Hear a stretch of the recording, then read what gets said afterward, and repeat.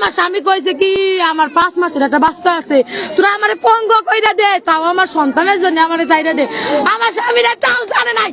দুই চোখ পেরেক দিয়ে উপড়ে ফেলা হয়, কেটে দেওয়া হয় পায়ের রগ। এমন নির্মমতায় ওবায়দুরের নিথর দেহের পাশে পরিবারের অসহায় কান্না। বলা হয় পৃথিবীতে সবচেয়ে বড় অভিশাপ হলো সন্তানহারা বাবা মায়ের কান্না, যেখানে বাবার আর্তনাদ মিশে গেছে বাতাসে। কাঁদতে কাঁদতে শুকিয়ে গেছে মায়ের চোখের পানি। পাশেই অঝরে কাঁদছেন স্ত্রী, কোলে 5 মাসের ফুটফুটে সন্তান। শিশুটিও জন্মদাতাকে চেনার আগেই পরকালে পাড়ি জমান বাবা। কিন্তু কে জানতো এমন নির্মমতা প্রাণ কেড়ে নিবে তার বাবার। আমি মনে করছি কি মারবি না, এমনি ভয় দেয়। ওরা কে মাই দেলাইলো রে। আমার স্বামী কইছে কি আমার 5 মাসের একটা বাচ্চা আছে, তোরা আমারে পঙ্গ কইরা দে, তাও আমার সন্তানের জন্য আমারে চাইরা দে।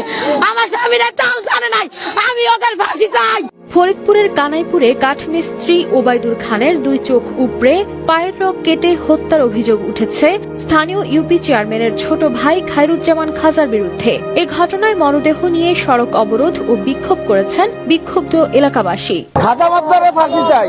এ আরো 4-5টা ঘটনা এই 2 মাসের ভিতরে করছে।